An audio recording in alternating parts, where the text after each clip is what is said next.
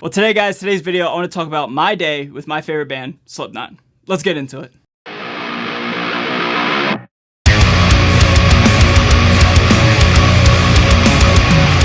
So what is going on, everybody? Thank you so much for joining me for today's video. My name's Ray. I'm a guitar player here on YouTube. And yes, as you can see, I'm a little bit banged up. I recently just got hip surgery. It's an old army injury. I didn't receive this hip injury when I was at the Slipknot concert. I wasn't getting too rough in the pit or anything.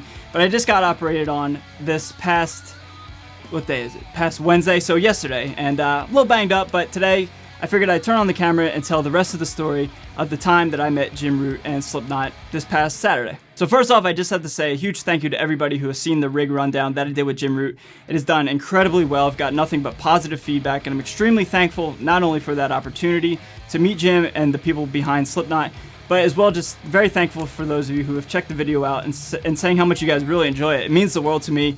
I put so much time and effort into that video, and it was very, very stressful, but all in all, it seems to be doing pretty well, and guys, seriously, thank you so much. So as I said in the rig rundown video, Jim Root and I had been messaging back and forth for about a month, and it was very difficult for me to keep that under wraps just because I didn't want to announce it and then have it fall through, and I didn't want to come off as being, arrogant and braggadocious, so to speak, and I wanted to keep it very mellow, very low-key, but Jim and I had been planning that get-together for quite some time, and man, it was such an awesome experience. So when I got backstage, Alex, the band's assistant, gave myself and my best friend of 22 years, Dean, the guy who was doing the camera work, gave us both backstage passes and filming bracelets so we could go back and check out the rig, and we were allowed back there, and if anybody had any questions as to what we were doing, we had our credentials, right?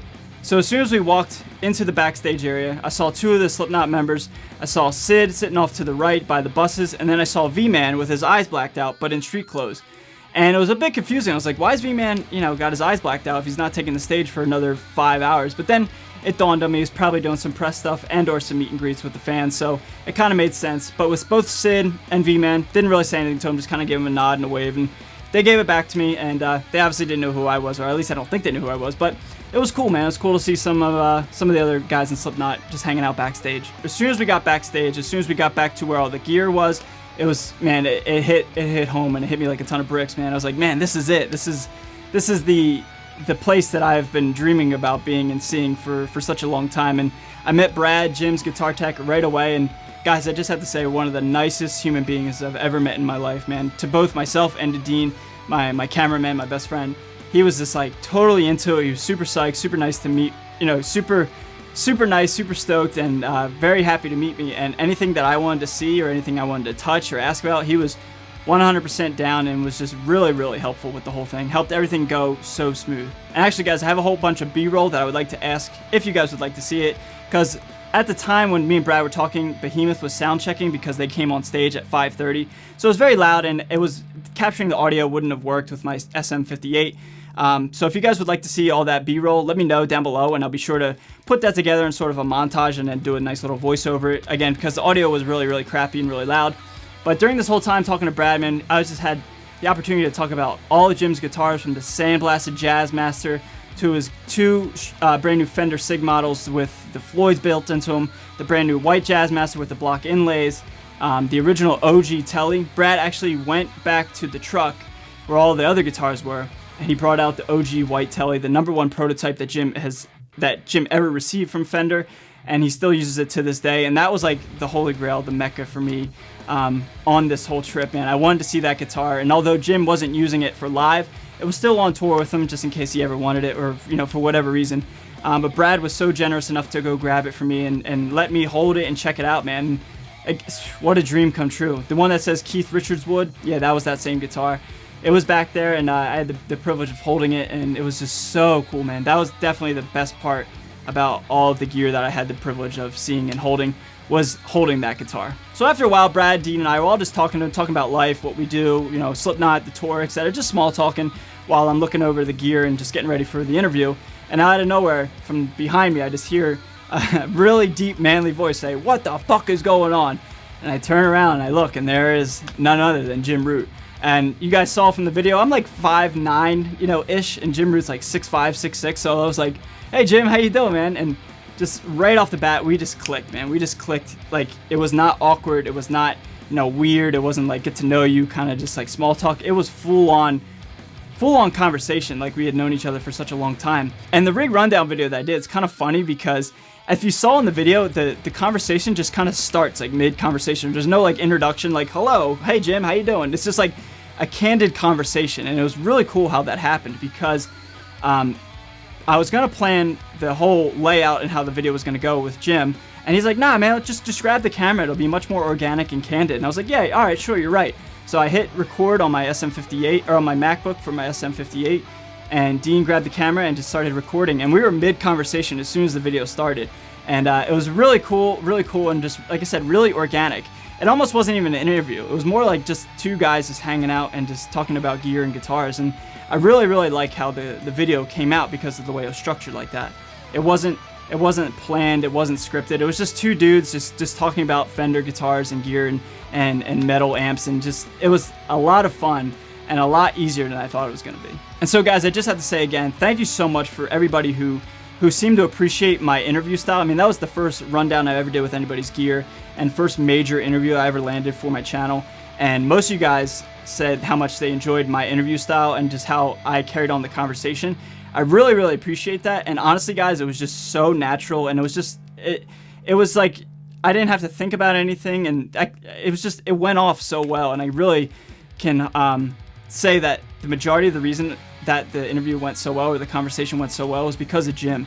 Jim was just like the easiest going person. You guys saw in the video, he's just so easygoing, so laid back, and so personable and friendly. And he didn't make me feel pressured at all or nervous, and it just went off without a hook, man. It was really fun to just be able to ask him any question and ask him to show any guitar that he wanted. And then, you know, the video took a whole turn and went up a whole another notch when he threw on the white Jazzmaster for me. And when Jim and I were talking throughout the month of August back and forth, he said he'd give me a go at the new signature guitar. I really didn't know what that meant, and I was hoping I had the opportunity to play it. But guys, I never thought in a million years he'd say have an opportunity to play it and play through his own actual live rig. I mean, that is a dream come true, man. I don't know too many, if any, other rig rundowns has that ever happened to where the interviewer, aka myself, actually got to play the guitar and play through the live rig. And yeah, Jim was just all about it, and Brad was all about it, and they were so nice and so generous to the both of us. And I was completely humbled, extremely humbled and honored that he threw on his second Jazzmaster, prototype number 2, and let me play through it, man. Let me play through the Friedman and the Orange Rock Reverb Mark III, as well as the Rock Reverb OG Mark I and Mark III. It was just so much fun, man. And then it even got cooler, man. He's talking about, you know, the Slipknot riffs from the new album and stuff, and how people play them wrong. And I was playing Solway Firth incorrectly, and he gave me a nice little candid 5-minute lesson on Solway Firth. And people was like, man, weren't you so nervous to play in front of Jim? And I not really, guys, not really at all. I was not nervous. I don't really get nervous to begin with, but Jim just made it so natural and so much fun. And we were just, like I said, just hanging out. And at the end of it, he was almost interviewing me in my opinions on his guitar and his sound. And it was the coolest thing, man. It was really just once in a lifetime. I've never seen an interview done that way, and I've never seen a rig rundown done that way. And none of it was planned, none of it was scripted. It was all natural, organic, you know, off the cuff. Just ran with it. And man, Jim just really just made us all feel so comfortable. Really cool. And so guys, a lot of people have been asking me, hey, did you get to do V-Man and Mick as well? And honestly, no, I did not. And I really didn't have a desire to.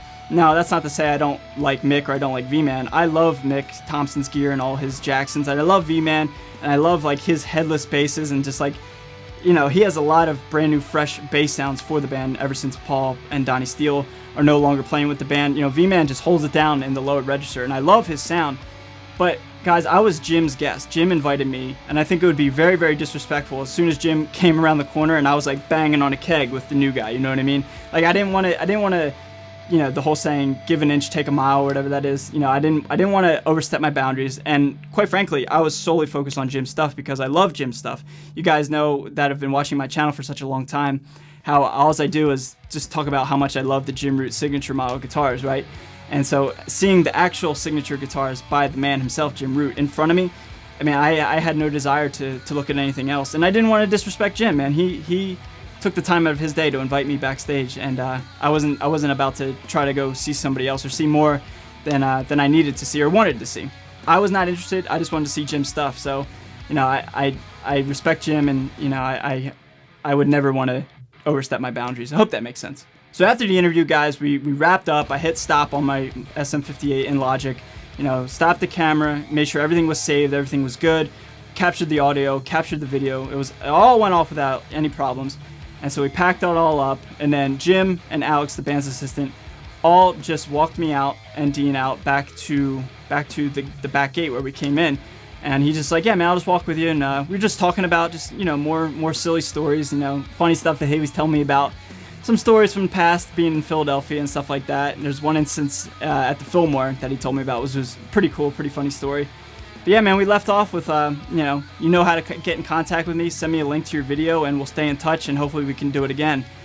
And that right there just capped it all off for me, because you know, he left it open-ended to where, you know, I can basically call Jim my friend now. We met through his brand new signature Jazzmaster, and now, you know, if down the road, down the line, one day, if they're playing in Camden or playing in Philly or playing in Delaware or somewhere close to the tri-state area, I feel comfortable knowing that I could hit up Jim Root and just ask him if he wants to hang out. Not even do any more interviews or press or anything like that, but just to hang out for 30 minutes and just be a familiar face, because you know, I really think Jim and I really just connected, and it wasn't just a regular old interview. I think we genuinely became friends. And he actually even said it off camera, that he was talking to his tech, Brad, and saying, you know, we're going to do a rig rundown with this guy that I basically became friends with over my brand new Jazzmaster. And it's true, man. I really think Jim and I have become good friends, and I really hope there'll be more meetups and more hangouts in the near future. So it was just, all in all, man, just a dream come true and one of the best experiences I've ever had in my entire life. So I put all my stuff back into the car, and then we went and saw the show. Slipknot actually gave us tickets to the show,